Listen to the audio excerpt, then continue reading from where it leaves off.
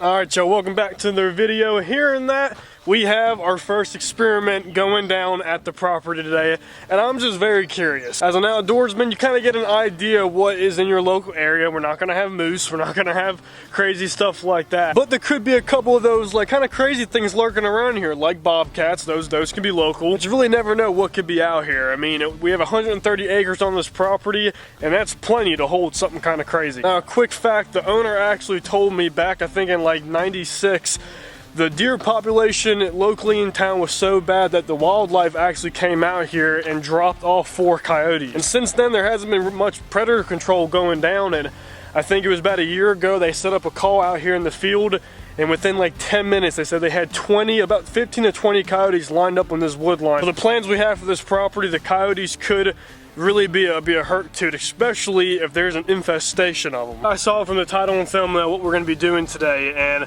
guys, I'm pretty jacked about this. We're going to be leaving fish in the woods for 7 days or just until they're gone. This morning I went out, I caught a bunch of them. Let's roll the clips.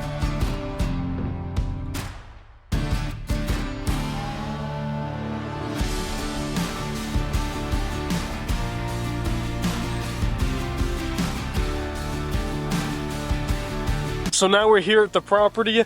We're gonna walk down to where I think a best location for them is gonna be.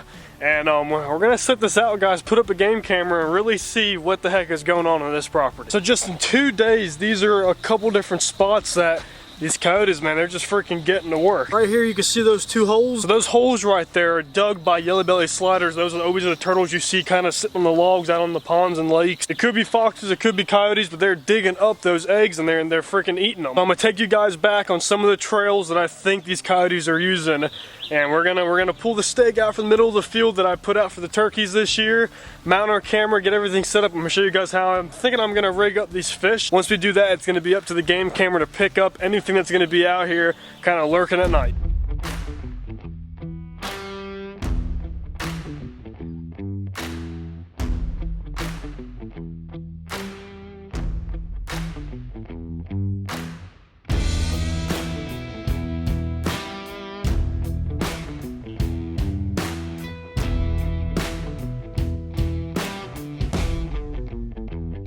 Y'all, I'm so excited for this. Let me show you what we're working with. That looks delicious to me. We got over, I think it was like 15 or 20 bluegill strung up on this little stake. I have it tied up behind, and then just so if something comes and tries to yank one off, which they're going to, I got 2 zip ties throughout the whole entire thing. I'm gonna test this out, but I'm happy the way that's kind of set up, and if you're directly behind it, that is our angle. I'm so excited to see what comes out here tonight and try to mess with this. We just walked by the camera, so hopefully it's taking some pictures right now. I did a couple test ones first when I set it up, so here shortly the phone should be ringing. I got it on video and pictures, because guys, if we have some coyotes come through here, I'm just curious to see how they're gonna attempt to like take the bait. That's why I put those zip ties, because if I wanted a bluegill that was hanging up like that, I just ripped the whole stringer down. So I tried to rig it up to where they can't do that, but the coyote is like a 40-pound dog, so you never know. So we're back up here. The creek is literally right through those trails. I'm seeing the most tracks, honestly, for could be foxes or coyotes kind of running through here, but this is our layout. You got that path they can come down, and then you got this path they can come down. They're coming over here a lot because I think they're digging up kind of near the pond, but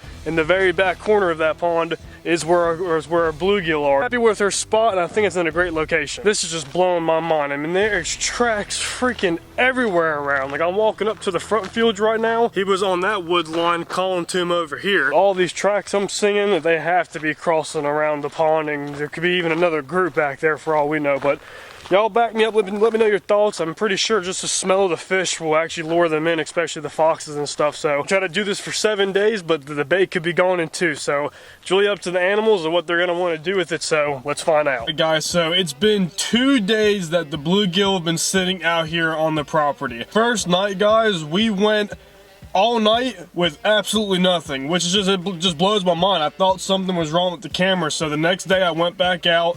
You know, I got some test pictures, made sure that it was all good. So I kind of backed off, didn't want to get my scent too much out there. But guys, you ought to think, like, the bluegill, I mean, everything should be wanting to go near this. I mean, at least a bird or something. We'll get into this in the next video, but we got some news from the farmer, and they actually had to come out here. They're about to harvest the canola, so kind of go around down and just kind of cut all the fields on the edges around the crop. So the first video we got is the farmer actually coming through and just kind of cutting around. I felt bad. I kind of had my stake right in the middle of the path, but I'm gonna meet him soon and we're getting stuff figured out. He seems like a really cool guy. This blew my mind too. I actually was talking to Kendall not too long ago, and he made a very good point that sometimes these coyote tracks that people see could also just be a canine. And the second day, guys, this is what we got in the morning. I just can't believe this. I mean, you would think if they're stray dogs, they would have tore this bluegill up. I mean, that's just 20 fish sitting there. But they just kind of scoped around and looked at it, and they were just on their way. So it's upsetting that we really haven't got much on camera, but at the same time, we're kind of learning like animal placement. So I think our next game plan is to actually move the camera and the fish. I want to put them in another location where I'm actually seeing tracks. Hopefully it's not the dogs. When I came out here yesterday, when I was actually crossing the creek right here, guys,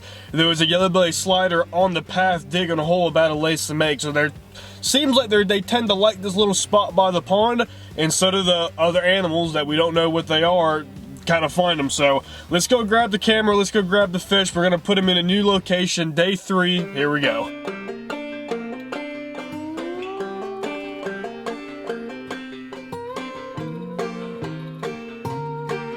Alright, she's looking good. I even put a little teaser out just in case they're a little scared of it. If they grab that one, they should grab them all. So let's roll into day 3 of the night and see what happens. Alright, y'all, we're walking up to the stake. It has been 7 days we've had our bluegill sitting out here. And when you walk up to this joker, the bluegill have disappeared. I mean, clear as day. All they left me was the dang string. Do an update on the actual food plot, but y'all, it is doing great. All the sunflowers have came up, and the cucumbers have too. They're even doing better than the sunflowers. So I'm glad everything worked out. I'm excited to watch that thing grow. We're gonna go ahead and pull our stake out. I've had so much traffic on this camera, I'm gonna leave it out and just see what else kind of walks by. It's a good highway spot for all these animals. They're obviously using the heck out of it even before the bluegill were there. So we'll leave it out and see what else comes out in the next couple of days before we move the camera. What all y'all are waiting for, let's go ahead and jump back into the truck, pull out the phone, and let's go over what happened on day 3 to 7.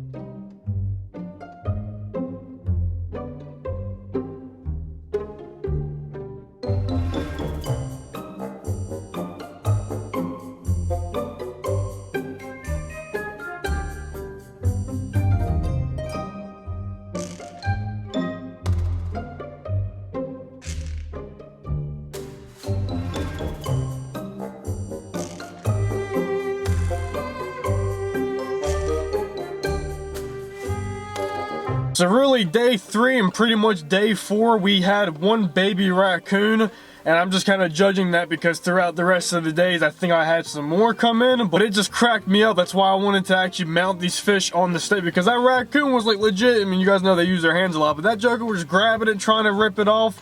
He was not playing. He wanted to get his food. Because there was food there, he'd rip one off, you know, eat it, and then come back the next night. So, I mean, this dude was just coming in left and right. Let's roll into day 5-ish.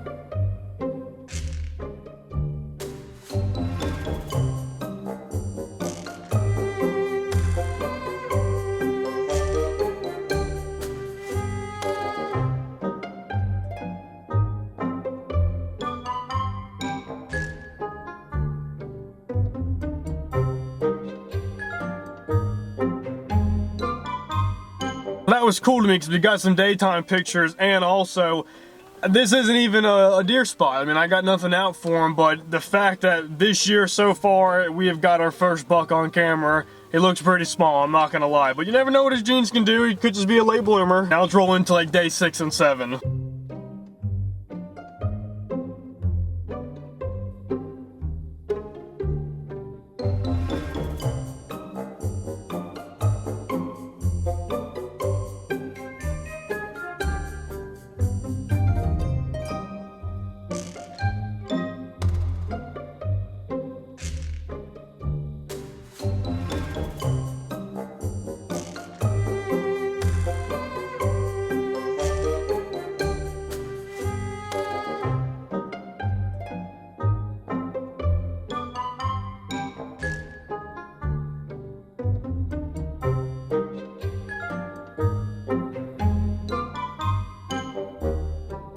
Honestly, it's hard to keep track of which days they were. I know the first 2 days were like kind of shot because I think one of my cameras was not taking pictures at night. But either way, we got a lot of videos of some animals. We wound up having that fox come in.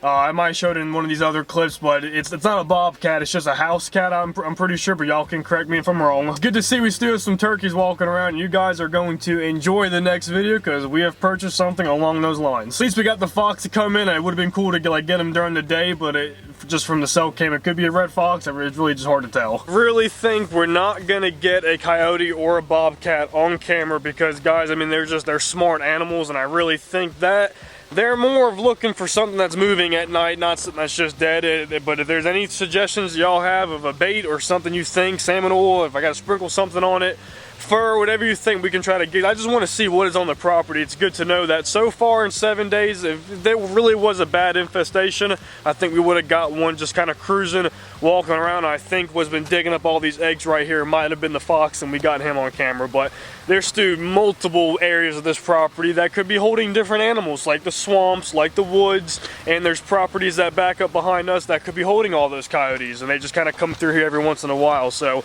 we'll really never know. If y'all have any suggestions on what you want me to throw out next, any place, any store you guys want to see me go out there and pick something up and throw it out here, you know what to do. Let me know in the comments down below. Just any suggestions on the property, you guys know what to do. I really hope you guys enjoy this series, and I appreciate you watching. Until next time, Litton Bass TV.